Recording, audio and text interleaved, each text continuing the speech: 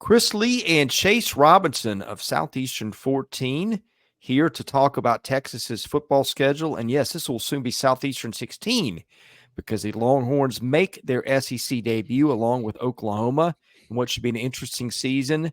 Texas made the college football playoff last year, certainly a huge favorite to make the expanded playoff this year. And Chase, a schedule that while no SEC schedule is ever easy, you compare it to some other teams in the league, which we've been doing, and the Longhorns get one of the more favorable slates. We'll talk about that in a moment. But first of all, reminder, we're brought to you about BetOnline.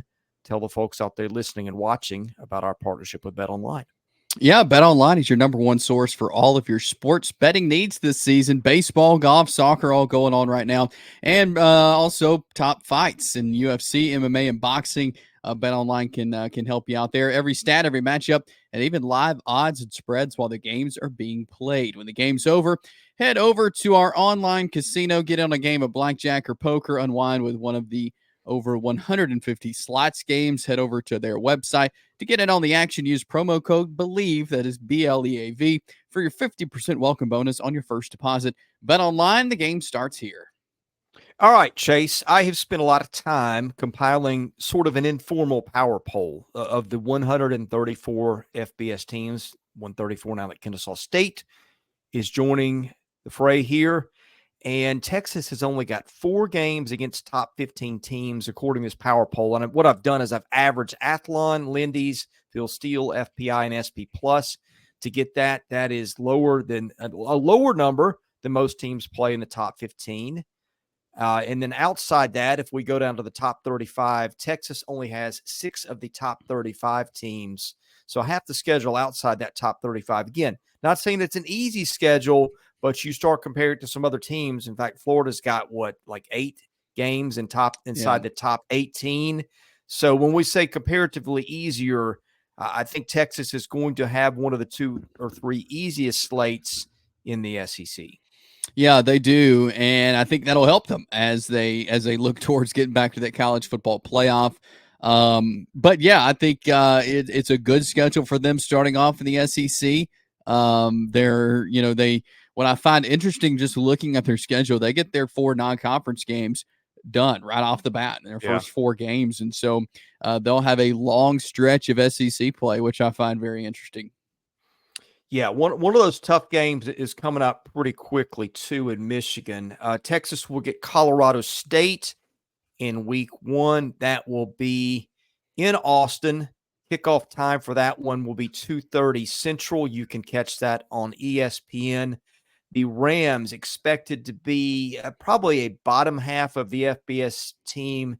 In fact, I see them ranked 92 in this little thing I put together, which would put them below the lowest SEC team, which is Vanderbilt at 83. We'll get to Vandy a little later because the Commodores will appear on the schedule. But certainly coming up next, and this one in Ann Arbor, will be a date with defending national champion Michigan on September the 7th, 11 Central, in what will easily be one of the more eagerly anticipated games of the regular season, Chase.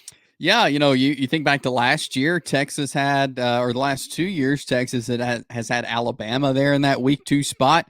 Well, they have Michigan there now, the defending national champ, and Texas, Michigan, obviously both in the college football playoff. It was Texas losing to Washington, Michigan beating Alabama, and eventually winning the national championship. So this is the first trip, actually, for Texas to the Big House, and the first time these 2 teams have met in the regular season, which I found interesting. But one stat here that I find cool as I was researching this game, Texas has won their last 7 true road games, including that game at Alabama last year. So and last year proved to be well for them, in the fact that they were able to win on the road. I think that continues this year. I think this should be a really fun game. But I think, there's a lot to ask about Michigan. Are they the same kind of team as they were last year? I don't think so. I think this is a winnable game for the Longhorns on the road. Yeah, Michigan in the power poll that I'm putting together is ranked 9th in that. So expected to be a playoff contender, but maybe not the dominant outfit that we saw a year ago. All right, next up, UTSA. And look, for a mid-major is not really a word in football, but for a group of 5 game. That's the term I'm looking for. Not an easy one. UTSA ranked around the mid-50s in this little power poll that I put together, but still Texas should be a game that the Longhorns could handle given the expectations and the talent on hand. This one will take place on ESPN, and it'll be a 6 Central kickoff. Yeah, this this matchup here, they've only played one other time, and Texas won that one back in 2022, 41-20. And Texas has won 48 straight games against a group of 5 teams, and so again, this is an in-state game. UTSA. In the American Conference is going to be trying to get something going, learning about their team at this point. But, I think this is, again, Texas getting their non-conference games out of the way. This is another game to tune up for what will be a tough SEC slate coming up in a few weeks. Yeah, Texas, one of the few teams that does not play an FCS opponent. It gets its easiest FBS team coming up on the 21st, Louisiana Monroe, which is in the power poll I put together, ranked 133 of 134. That game will kick off 7 Central on September the 21st in Austin, of course. Yeah, again, another game. You've got 3 of your first 4 games at home. This is another home game. Again, your last non-conference game. I think this is a good tune-up, though, for what's to come the following week against Mississippi State. But yeah, I think you if you're Texas, you're really gearing up for September 28th because this is going to be the first SEC game of the season, and it's against a team in Mississippi State who, we know there's a lot of questions about. There's a lot of unknowns. A third coach in as many years, and Jeff Lebby taking over. So, first SEC game, you want to make a good impression. And I think Texas definitely has a chance to make a good impression on September the 28th in their first SEC game. Yeah, and Mississippi State will be undergoing a rebuild with Jeff Lebby. A lot of guys gone, still just kind of reeling from the aftermath of Mike Leach's passing a couple of years ago. In fact, I've even seen Phil Steele has got Mississippi State in his power rankings nationally a little worse than Vanderbilt. But the Aggies get the lower portion of the SEC slate in terms of where I'm seeing these teams ranked, and State expected by most people to be 15 of 16 in the SEC. All right, you get a bye week, which comes at a good time next, because next up in that, the Red River Rivalry at the Cotton Bowl, Texas and Oklahoma meet for the first time as both being SEC members in this case. Yeah, adding another great rivalry to the conference, which I'm really excited about. And yeah, I think the off week comes at a good time because the next 2 games, you have your rivalry against Oklahoma, and then you've got Georgia. So, I think this has been such a fun game. Last year, even the year Texas made the college football playoff, Oklahoma won that game. And so I think this is one of those games where anything can happen. It's a neutral site game as they play there in Dallas. And so I'm super excited to have this as an SEC game. These are going to be 2 really good teams. Oklahoma, they want to try to find a spot in the college football playoff. And to do that, they've got to beat a team like Texas, who will probably be in there. So I'm excited about this one. This is going to be, it's always fun. It's always physical. But to have Oklahoma and Georgia back to back, I think it's tough 2 games for the Texas Longhorns to have to bounce back after your big rivalry game and then take on who a lot of people think will be number 1 and could very well be number 1 in the country when you play them at this point. Again, that's a tough 2-game stretch, but I am so excited about this Georgia Texas game. Not only am I excited about the Red River rivalry being SEC, but to have Texas and Georgia play again, 2 teams who might play for an SEC championship, might play in a playoff game. That's to have this as a regular season game is man, that is so exciting. We mentioned that Texas gets one of the easier SEC slates, but on the other side of this, Chase, if you start making a list of maybe best 10 games in the country that you want to see, and of course part of this is Texas being Texas. You get a lot of Texas representation in this. I mean, Texas, Georgia, by just how good the teams are, is going to be one of the best 5 regular season games in the country. We are through the Michigan game. That's going to be one of the best non-conference matchups we'll see at any point. The Oklahoma game, Oklahoma's probably a playoff contender. Again, you've got the rivalry aspect, and then we'll get to another rivalry game late in the season. But I think this part of the schedule with Oklahoma and Georgia here going to be a lot of fun, and a lot of games are going to be appointment TV for college football fans. All right, next, the Longhorns start to get a little bit of a break, a road trip to Vanderbilt, in which I think we'll probably see more Texas fans in that stadium than Vanderbilt fans. It is undergoing a rebuild. They'll be at 30,000 seats.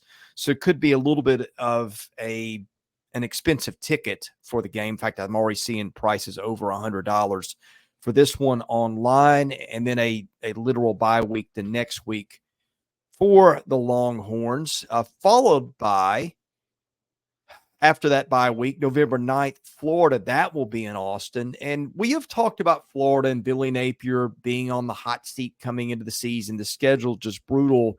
But this is a Florida team that I think is getting slept on a little bit in terms of the talent amidst the talk of all those other things. Yeah, and interesting note about the Texas Vandy game. This is the first time Texas has played a game in Nashville since 1925. I thought that was interesting. Obviously, these two teams have not been the same conference, so they hadn't played, but it's been a long time since Texas has come to Nashville, Tennessee. But yeah, the Vandy, Florida, and then Arkansas stretch, it's interesting because obviously we're not really sure where Florida, Arkansas, really in Vanderbilt too will be at this point of the season. What's their mindset? They very well could be playing with a chip on their shoulder, especially Florida and Arkansas at this point of the year. So they're catching them at an interesting time where it's kind of hard to gauge what these games could be like. Yeah, you're getting to the coaching hot seat portion potentially of the Longhorn schedule, because I think if Clark Lee doesn't have a respectable year, maybe a chance Vandy makes a change. We've talked about Billy Napier, and then you've got Arkansas on the 16th. Of course, Sam Pittman has been on the hot seat since before the end of last year. But back to that Vandy game for just a minute. If you want to win a bar bet with somebody, Vanderbilt leads that all-time series, and I think it's 8-3-1. I'd have to look that up. But if you want to win a surprise bet with somebody somewhere, that's a little one that you could have in your back pocket. But yeah, the November 16th game with Arkansas renewing an old Southwestern Conference rivalry, that one will be in Fayetteville, and that'll be an 11 o'clock kickoff Central Time on the 16th. Yeah, that's a lot of Arkansas fans.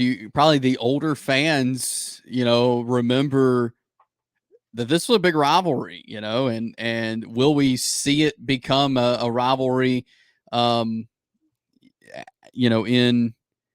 this day and age? Who knows? That's hard to tell, but we've seen this this is a rivalry in the past. They played a couple of years ago. Arkansas won that game, in Fayetteville. But this is two very different teams right now as we're looking at. Yeah, that 2021 game, I'd almost forgotten that seems forever ago. These programs both in much, much different places than when they played in 2021 with Arkansas winning. Arkansas, actually, the meeting before that was 2014. The Razorbacks won that one in Houston by 31-7 score. So Texas's last win in the series actually came in 2008 in Austin. That was the third meeting ago that these teams played in. Okay, next up, Kentucky could be an interesting game. Kentucky matches up weirdly with some teams. Like, you've seen Kentucky kind of give Georgia some fits at times, and Kentucky's got some playmakers on offense. I think this is a game that I would absolutely pick Texas to win, but might be a little sneakily tough, I guess would be a good way to put it. Yeah, this Kentucky-Texas matchup is one that we have not seen a ton of at all. I think they've only played one time. In 1951 is the last time Texas and Kentucky played. So This could be an interesting game. We'll see what Kentucky offense is like. I think they're going to be much better. Brock Vandergriff, obviously, leading them at quarterback. I think their offensive line is going to take a step up this year as well to help Vandergriff out. So, we'll see where Kentucky's at. But, at this point, I think Texas is going to have their eye on the prize of a college football playoff bid and trying to go all the way. And so they're going to be focused and ready to go. Plus, you got a big one coming up the week after this Kentucky matchup. Yeah, Chase, who would most love to get in the way of Texas and a college football playoff berth? Can you think of anybody? I think the Aggies are just chomping at the bit for November 30th of 2024. Yeah. They get this game in College Station. If you haven't kept up with things, there's some things been going on in the baseball world involving these two teams, which I think will just escalate this rivalry in all sports. But this is two teams they haven't played in a long time, used to be conference rivals. The rivalry is being renewed now that they're in the SEC, and you think Texas, Oklahoma is fun. You think, Alabama, Auburn is a great rivalry. I think, this is right up there with that, and I think this is one of those games where anything can happen. Mike Elko and his bunch are going to be ready to roll November 30th, trust me. And the Aggie faithful is going to be rocking Kyle Field, I can assure you, for this game. So, and you mentioned it. I mean, no one would want to spoil Texas's chances at a playoff more than Texas A&M, and they're going to be looking to do that on November the 30th. Yeah, interesting timing. We're recording this video 2 days after Texas took Texas A&M baseball coach Jim Schlossnagle. So the Texas A&M rivalry has certainly been fresh on our brains as we've done this one, Chase. Yes, it has, and again, it makes me more excited for this matchup to be renewed, and this will make for a really fun day of football if you have this really a fun weekend of football. They play some games on Thanksgiving and Friday, but this matchup, the Iron Bowl, the Egg Bowl, I mean, there are some really fun SEC rivalries that we're going to get to experience all in one weekend. Yeah, and don't worry, Longhorn fans, you will be added to the display behind me. Your pennant, it is purchased, it is ready to go.